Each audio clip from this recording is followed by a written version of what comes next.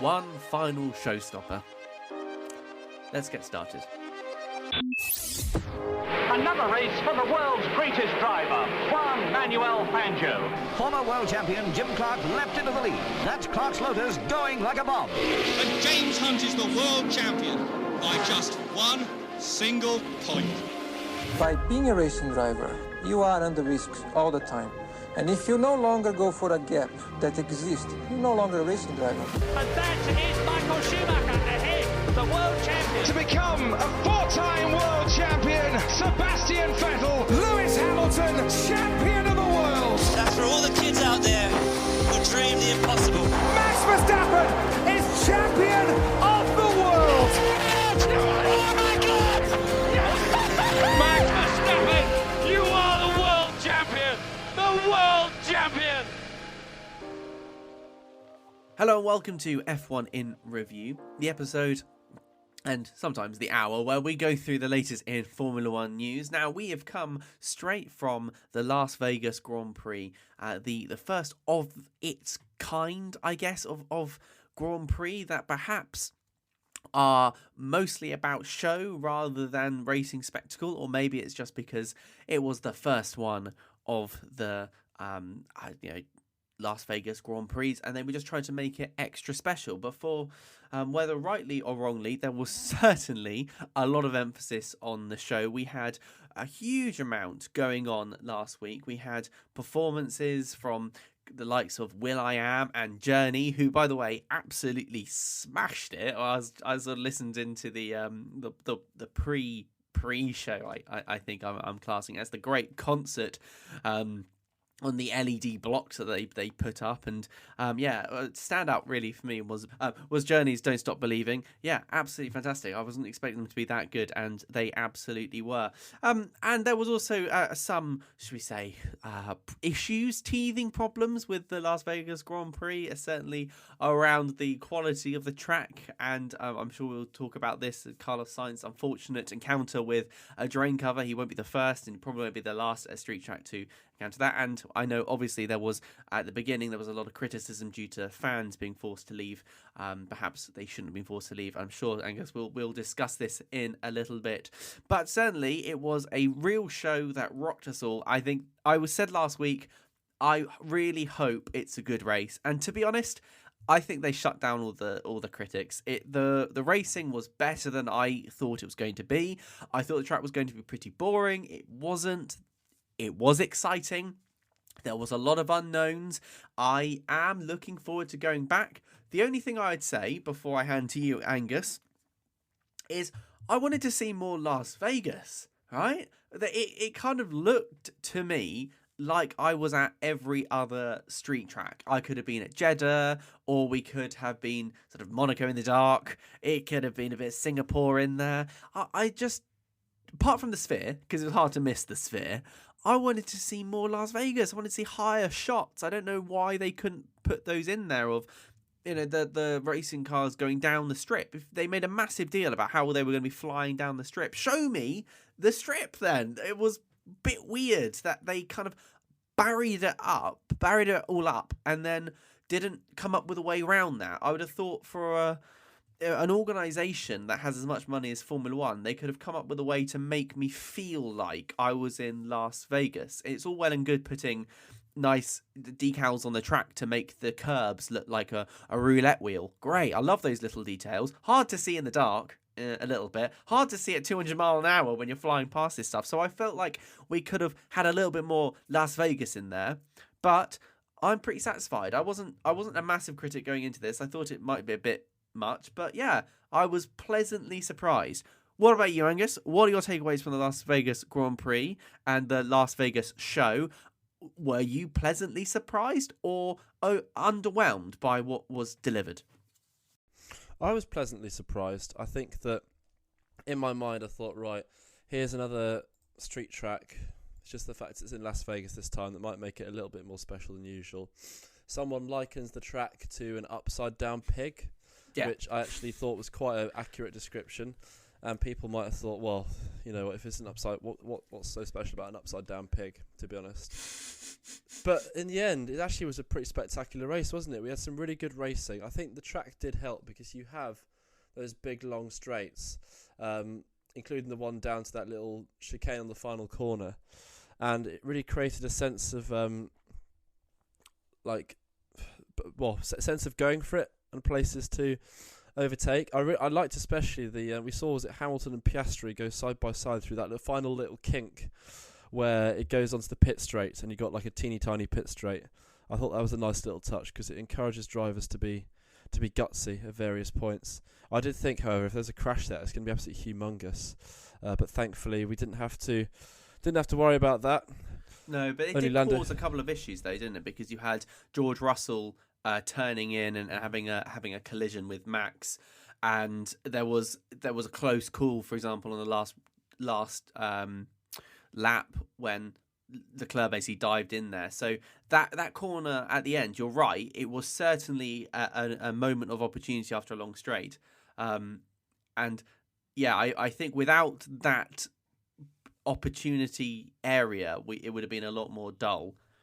Yeah, I think overall it's a pleasant surprise, I'd say, because I agree with what you say in terms of when I first saw it on the TV, I got massive Jeddah vibes because I thought, well, it's the same sponsors, it's the same layout, it's dark, and I thought that's definitely very similar to other races I've seen. But yeah, I think on TV it could have been played a bit better because you want to see the strip, you want to see Caesar's Palace, you want to see, I don't know the name of it, but that famous water fountain which goes up and down all the time. You want to see that, don't you? But I think overall it was still an incredible spectacle. I think the timings are still a bit weird. It's the equivalent, they said, of doing an American race on a Japanese time zone, which, considering they're now in Abu Dhabi on Friday for practice, is a little bit jarring for the bodies. So at the same time, though, I still think it did provide a spectacle. And the show, I find the show a bit cringe. I think my thoughts on that, especially with the what happened in Miami, where they went onto the podium wearing what was it, the American football helmets? Well, the helmets, on Texas hats. It was just absolutely ridiculous, to be honest with you. But and I mean, what was weird this time, one of the highlights of the weekend was they had a announcer, WWE, welcome to such and such. That really the iconic announcer. I'm not going to try and do an impression. I won't do it justice. But they started announcing the drivers' names, and listeners, you'll probably know what I'm about to refer to here. They announced Sergio Perez. He was Sergio Perez, and I think Sergio thought it was an interviewer, so he sort of like wanders over to him, hands in his pockets, and then the announcer, I think, has a real moment of, I don't know what I'm supposed to do here.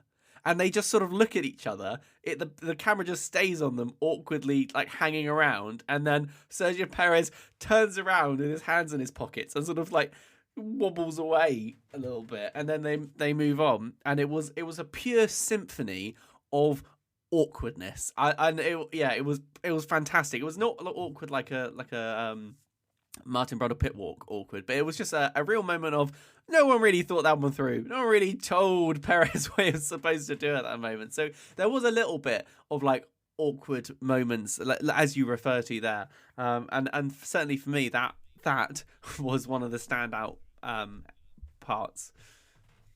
I think some of the drivers just didn't necessarily know how to act in that situation, and some of them are not natural showmen. And it's probably something which is a little bit strange to them, and they're sort of left there wondering what on earth to do, to be honest. We know that Mr. Verstappen was very scathing, wasn't he, in his criticism of various parts of the event. Not exactly ideal when your triple world champion, one of your main ambassadors, is constantly slagging off your premium event. Although he had come around a bit by the end of the week, hadn't he? He was a bit more eloquent and a bit more had a bit more praise for what he'd seen and what he'd experienced. But yeah, it was surreal in a good way, because you spend your whole life watching F1 and there's always like big promises of races in these supreme locations such as Las Vegas, And you think, well, that would never happen. We said last week, didn't we, about how we've been promised a London Grand Prix for our whole lives, with a route conveniently twisting between Buckingham Palace, Marble Arch, and going round Kensington Gardens. Which in reality, that's never going to happen. It'd be way too logistically of a pain in the backside. But oh yeah, absolutely. We've been promised it for years, and we do want it at some point. But the fact that it has actually happened in Las Vegas, and sure, the pothole was not ideal, and it did cause a big delay in proceedings at the start of the event, and it was a little bit embarrassing, and really embarrassing for those fans to have to be removed because of the timings, and the fact that if you don't know if you saw the videos of them going up and down on escalators just to get a little peek of the action. 20-second bursts. Yeah, great. Well, great way to spend money, right? But apart from that, and in the end, Toto Wolff was right when he, not so politely, told that journalist that a pothole would not derail the whole weekend. In the end, it didn't really, because the event was quite spectacular and it worked out well, and you had lots of people with positive opinions of Formula One. So overall, it has to be a success, doesn't it? And you have to mention, we were talking about the show, the actual quality of the race, which I alluded to slightly earlier, was good, wasn't it? It actually was a good race with good racing, drivers coming through the field, a bit of drama. Whoever put oil down on the first corner on the first lap needs a bit of a talking to, but with the old jalopies. It did at least create a little bit of jeopardy, didn't it? And it was an interesting race. It was a good watch at the end of the day. Yeah, full of surprises as well. We're not going to talk about him because we don't have time in this podcast, but just a big shout out for Lance Stroll.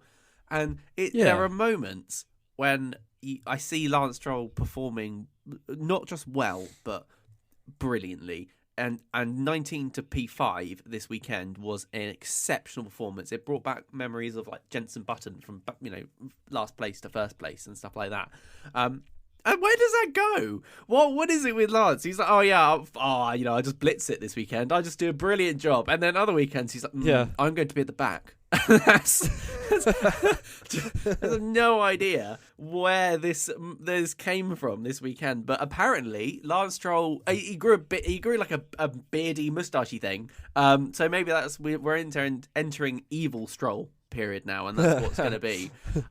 So yeah, we're not going to talk about him, but I feel like we give him a lot of stick, rightfully give him a lot of stick, but also I feel like we're fair, and he did do one of the best drives. Full of twists and turns that I think kept us on the edge of our seats.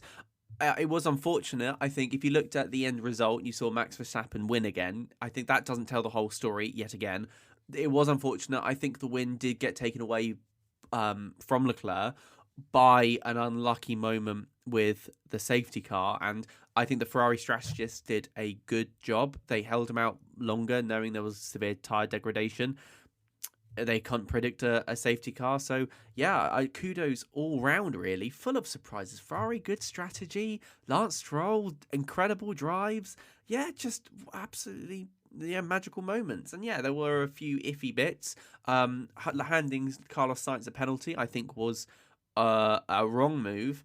I feel for the stewards. Again, not sure we'll have time to talk about this apart from in a flying visit. But do you think there needs to be do you think there needs to be an overhaul of how we deal with moments like that? Because was it right that Sainz was given a penalty for damage that was caused by a drain? I think that it's very unfortunate. I do appreciate the fact that the stewards have said that they looked for, quote, 3 hours to try and find a way around the rule so that so that Sainz wouldn't have to be penalised. But at the same time, there does realistically need to be a change. Like, Imagine, it's the same as someone crashing into your car on the road, and you turn up in court and you have to be asked to pay the bill, because why not? Something like that. It's just something which is not your fault at all, and you lose out because of it. And it cost Sainz a spectacular weekend because he had great pace. It could have been a Ferrari 1-2 if things had gone for them, and in the end, it wasn't, due to a safety car and a drain cover. So a very unfortunate mix of events which conspired to mess up things for Ferrari. But I will go back to the previous point to, for once in my life, give a small ounce of credit to Stroll for an excellent drive, because I don't often give him credit, but fair enough. He absolutely smashed it this weekend. But he needs to do it more often. He can't just turn up to Brazil, like you said, and then just go, you know what, I'm going to drive well today. And all of a sudden, he's got great pace. He needs to step it up more often. But fair enough, he actually aced it this weekend in the race, 19th to 5th. And Esteban Ocon as well, 16th to 4th, coming from nowhere really to turn in a spectacular drive. There's a few of those. I've looked, and half of the drivers who started in the top 10 finished outside the top 10. So that means half of the top 10 was made up by drive. In fact, 3 of the top 10 went out in Q1. So it's not bad going for those guys. No, absolutely. Something about the uniqueness of the weekend, I think, looking sort of holistically at the race, we had some unusual things. A very early sort of virtual safety car, loud pit, early pittings, and that's what really gave Sergio Perez the opportunity to come back with fresher tyres, and then another safety car combined that with high degradation and colder temperatures. It was just, I think, a weekend of so many unknowns that we were always going to have an opportunity for these bizarre things. It was just strange. Max Verstappen having to chase down the Ferrari after getting a 5-second penalty for the opening issues against Leclerc. That was unusual. We had an oil slip. I think it all sort of amalgamated. All these unknowns, all these weird things, 5-second penalties here, virtual safety cars, colder temperatures on the tyres, people not knowing how to set the cars up necessarily. Sergio Perez had a more downforce in his rear wing than Max, and that caused him problems and allowed Leclerc to get past him over the line. All these things contribute to the excitement. And actually, qualifying was just so bizarre compared to the end result. And if you look at, for example, Williams are basically aiming to lock out the third row, and then you look at the actual race overall, and you think, okay, fair enough, they slip backwards. But as rightly as you say, people were moving around all over the shot in the race, and so qualifying didn't really mean anything. It was like opposite of Monaco, where qualifying is everything. And so that's led us quite nicely, I think, into what's next for the Great Drivers' Championship and the Constructors' Championship as we head towards the final race of the year. I can't believe we're here, Angus, already. As we head from the highs, I think, of Las Vegas to perhaps a track that's mired in, controversy because of 2021, but also controversy because it's some people hate it. It is going to be Abu Dhabi, Yas Marina, and we seem to have quite a number of fights on our hands. So I think we should start off with the teams fight, and we're going to start off with the fight for second. We've got Mercedes versus Ferrari. Mercedes have 392 points and Ferrari have 388. 4 points going into it with two drivers. Both sides have two very good drivers. This is going to be down to the wire. There are so many different combinations that could lead to either one winning. If any of them, in my opinion, get a DNF, that's it. They are completely ruined. They will lose that coveted spot. If you're a betting man, Angus, who is going to take that second place when we talk about this next week? Good question. I'm going to stick my neck on the line and say, based on overall recent form, Ferrari will overhaul, it's a 4-point deficit, but let's go with overhaul. They will overhaul the 4-point deficit just because they've had more raw pace in recent races. Charles Leclerc has taken 3 out of the last 4 pole positions. That kind of went under the radar, didn't he? He's casually this year, despite being a slower car, again just taken 5 pole positions, showing that his raw pace really is there. But he's now got the unenviable record of 23 career pole positions with 5 wins. I believe we can still roll out that stat, can't we, of Max Verstappen has more wins from Charles Leclerc poles than Charles Leclerc does from Charles Leclerc poles, if that makes sense. Yeah. Whip out that stat again. But no, I think Ferrari just over the last few races turned a corner. Sort of those late season upgrades have done wonders for them. I feel like you see, maybe it's because we have British media here, and Mercedes is, in essence, I know it's a German company, but it's got 2 British drivers, so it gets lots of coverage. I feel like every weekend we see some sort of article with an interview with Toto Wolff, basically talking about how slow the car is and that it wasn't a good weekend and that they could have done better. I feel like we see that a lot at the moment. But Ferrari are actually, ironically, a bit more sort of in the background, doing things more calmly, more quietly. So I'd say that Ferrari probably are in the best position, if I'm honest, to get the job done and to get it sorted. Whether they'll do that, we'll see. Only they could find a way to not put themselves in the ideal position. But my gut says that Ferrari at the moment would bring it home and would be the one in the best position to get that second place. What do you think? Do you agree? Yeah, it is a bit weird, isn't it, that Mercedes seems to be unbalanced and unsettled, and Ferrari have had a little bit more of their act together. It's something that I haven't seen for a long time. In fact, when I really think about it, it's not something I don't remember. I don't remember Mercedes being like they are at the moment. I think even in 2020 and 2022, I feel like they still had, at least on the outside, a semblance of calm and collective unity. I feel like they don't necessarily have unity at the moment. They've been changing their technical directors. We've had loud and very vocal criticism of the car, its direction. Hamilton and Russell are under a lot of pressure. I think George Russell's had a lot of criticism to him at the moment. There seems to be a trend of disliking Russell. I'm not sure where it's come from. As I say, maybe I think I've made the joke before that it's because he's got that air of, my father will hear about this sort of thing going on. And he certainly elements this weekend didn't help. For example, when he sort of turned in and had that collision, that damage. But he owned up to it. He said, it was my mistake. I just didn't see him coming. So, yeah, I would say that you are correct in your analysis that Ferrari seem to have their act together a little bit at the moment.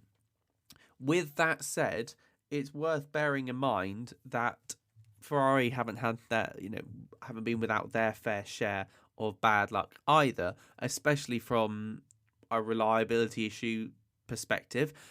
Charles Leclerc didn't even manage to get to the beginning of the race. Let's not forget, before Las Vegas. His power steering went out, crashed straight into the barriers. Car gave up. Or Sainz has had some bad luck, as we know, with the drain cover. That was really bad luck. It seems like Ferrari are also treading at the moment on the I don't know. I was going to say the evil side, the dark side, but they've certainly had their fair share of issues as well. So, to be honest, it could well be a weekend where it's just whoever's luckiest gets the coveted second position in this case and gets the extra slice of the pie that will give you. But if I was to bet as well, I'm going to go differently. I think given you're settling on Ferrari, I think it's going to be Mercedes. I think advantage is to Mercedes going into this weekend. I think both Hamilton and Russell know how to perform there. I see this track being a little bit kinder to them, and what their package will allow them, their overall track time. So I can see it being an even split, and I have faith in Hamilton to really pull out the bag where it matters and get himself and get Mercedes over the line. I think it'll be close, but I reckon they can just pit them there. And I don't know, I could see something bad. I could see bad luck. If I look into my crystal ball, I see bad luck coming from Charles Leclerc. He's I don't know, battery or something will go, and that will be it. And we are also, bear in mind, we're at the end of the season. Parts are wearing out, engines are wearing out, and the amount of changes you can make without penalty are now over. That's it. We're into the last moments where if you change parts, you will get a penalty as a result. So it also could be a fight for reliability. And I think Mercedes in general has been more reliable than Ferrari. Interesting.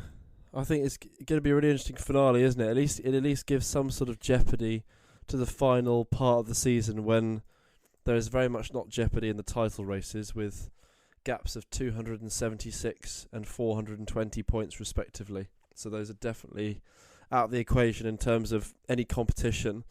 One other big competition which halfway through the season I didn't see being a fight, because I thought one team would sort it out and finish ahead, but it's turned into a fight because the team that you guys thought would catch up have sorted themselves out.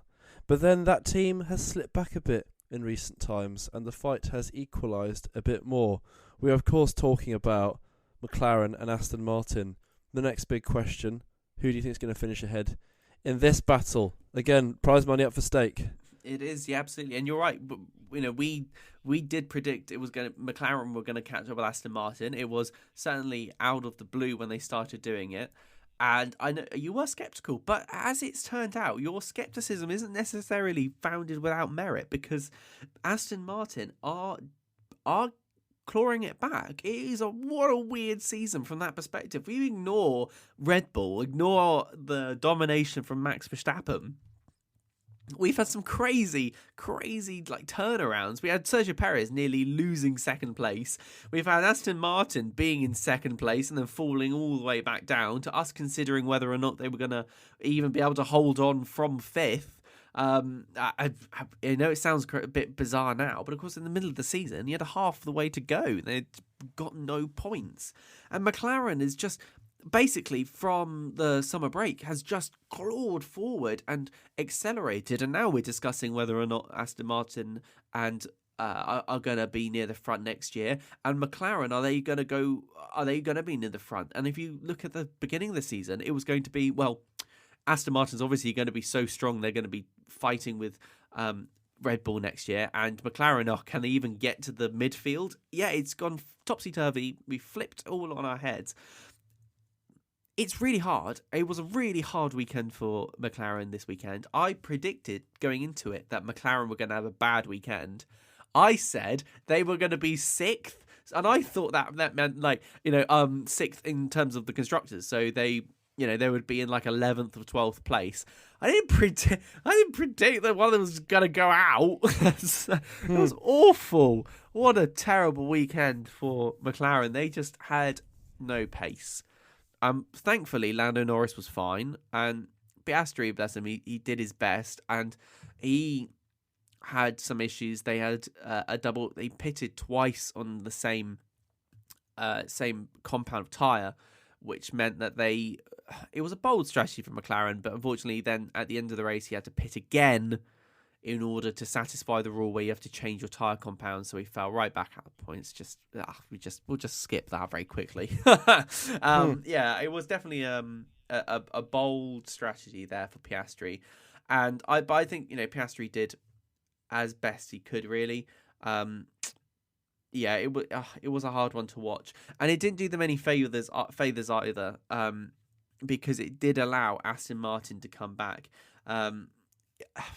Yeah, the only plus side I think was McLaren did end up getting the fastest lap point for Piastri as well. So in 10th place he got 2 points, but that's not the run of form that we were expecting, is it?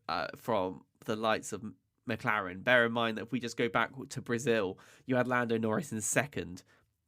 Just like, well, that's where we've come to expect him now. We're expecting McLaren to be up in the top three. So yeah, that was definitely a fall from grace, and has allowed, as you say, Aston Martin to come back, because we did have Lance Stroll have that fantastic drive, superb drive, helped out a little bit by George Russell's penalty, so that dropped George behind him stuff. But that's the fact of the matter is Lance Stroll got 10 points this weekend and alone, and Piastri could only manage 2, and then Fernando Alonso got 2. So that's it. It's just fantastic, just really, really good. But Abu Dhabi, I think, is going to go back towards the McLaren side of things. I think the track is going to suit them a little bit more. There is obviously that very high speed straight down the back side of the track, but to be honest, everything else I think it sort of falls into the McLaren strengths. We've got this sort of mid-speed corners, good traction and acceleration, trying to drag race, your opponent's out, and I think that those elements will suit the McLaren as well. The McLaren also, I think, prefers warmer temperatures as well, and I think that will help them, especially as we know that the Aston Martin can eat through its tyres quite quickly. Incidentally, that makes it a bit unknown for the Mercedes-Ferrari fight, because both have had issues with their tyre degradation. So that's going to be really interesting to watch as well. But I think all things in my mind point towards McLaren taking that position, and I guess just holding on to the edge. But to be honest, it's going to be very, very close. And I think if they do, my final point, if they do get fourth, I think it'll be one of the best comebacks I've seen. Yeah, that's a fair point, because they really had a stinker at the start of the season. They got 0 points in the first 2 races, and when you bear in mind that in the first 2 races, Aston Martin correspondingly got 38. It wasn't necessarily a strong start. Bit of a poor race for McLaren in Las Vegas, you're right. But I agree with you that it's a bit of a unique race in terms of the characteristics. Obviously, you had the freezing cold temperatures, the different track, the street circuit layout. Abu Dhabi, whilst sure you could be classed as a street circuit, it's got a much more traditional layout. It's now got fewer slow corners, which possibly will suit the McLaren better. And whilst it's a bit of a boring prediction, I think that Ferrari overcoming 4 points is much more likely than Aston Martin overcoming 11 points, because there have been quite a few races in recent times where Aston Martin have not even got 11 points themselves in the race. So I think that for them to overtake McLaren would take quite a big change of events, and McLaren should have enough to get it done realistically. But I guess you never know till the cars rock up on Friday and try the track out for the first time, try the tyres out for the first time. So we'll see how it goes. One question for you. Got another quiz. Had a quiz question last week. Got another one today, I suppose. If there was only 2 drivers before this weekend who'd finished every single race in 2023. Lando Norris was one of them, but of course he had that mammoth crash during the race in Las Vegas on the 3rd lap. Who's the other driver who's finished every single race? Full-time driver, so Liam Lawson doesn't count. Well, finished every race so far. Yes, so far. It Max Verstappen. Yeah, it is. Yeah, it is. I was thinking, who hasn't gone out? Because, yes, of course, because Max Verstappen's won everything. He's won every race. He's won 18 races. He's finished second in 2 of them, Jesus. and then only 5th in Singapore was his one anomaly, his outlier. So we talk about like consistency and reliability of the cars, but reliability of the driver is another thing that is incredibly important and equally important, I would say. And that is a phenomenal stat to get to this point. So many races, just over and over again, to perform at that level is just mind-boggling. It's difficult to judge, whether or not someone can overcome points linking back to McLaren versus Aston Martin, because the other thing to consider, I guess, is there are 11 points, but you have to get 11 more points than your rivals. So it's not just enough necessarily. There is a big caveat there, of course, if your competition scores nothing, but you have to get 11 points more than your competitors. So in all likelihood, McLaren is going to score points this weekend, and in all likelihood, so is Aston Martin. But to get 11 more, that is really, really tricky. So I don't know. I'm just trying to think, whether or not they can do it. I think it's unlikely. I think all McLaren need to do is get 2 drivers in points positions and hold on, and I think they'll probably be okay.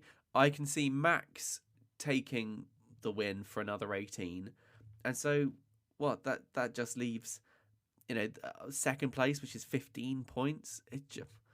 And then it trickles down from there. I just can't see it. I can't see McLaren losing this one, because I think they're going to score points.